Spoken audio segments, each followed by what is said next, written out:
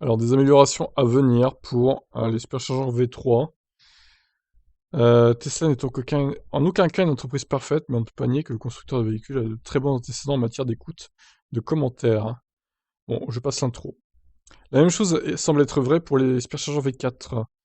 Ils sont plus costauds que les V2 et V3. Ils disposent également d'un câble mis à jour qui est plus long et apparemment optimisé pour la durabilité. Les spéculations suggèrent que ces changements étaient en partie dus à l'expansion du réseau aux véhicules non Tesla.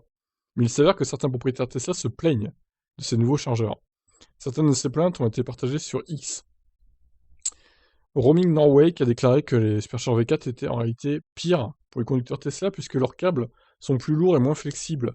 Ça rendrait les câbles des unités superchargeurs V4 plus difficiles à plier et à manœuvrer. Ouais, bon, bah voilà, ça fait un peu les muscles, c'est pas grave, hein, s'il y a que ça, hein.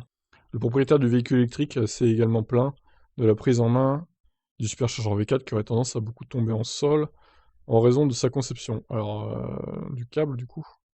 Ouais. Bien que les plaintes du propriétaire de véhicules électriques aient été repoussées par d'autres conducteurs de Tesla, dont plusieurs ont fait valoir que les problèmes présumés du superchargeur V4 semblent exagérés, le compte de recharge officiel de Tesla a néanmoins répondu au propriétaire. Selon lui, Tesla Charging, donc, les choses mineures comptent.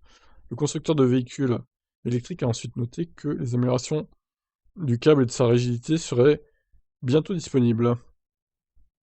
La réponse rapide de Tesla Charging a reçu de nombreux éloges sur les réseaux sociaux, d'autant que le fabricant de véhicules électriques a répondu à ce qui ne pouvait être décrit que comme un problème relativement mineur. Bon, écoutez, ils n'ont pas fourni de date de déploiement, mais c'est bien qu'ils prennent en compte tous les avis. Après, moi j'ai jamais testé de superchargeur V4, donc je sais pas ce qu'il en est. Si vous avez déjà testé, dites-moi en commentaire. Est-ce que ce qui se dit est vrai? Est-ce que c'est trop lourd? Est-ce que c'est trop rigide? Je sais pas. Peut-être, hein, mais bon, j'ai pas vu beaucoup de plaintes jusqu'à présent. Ciao.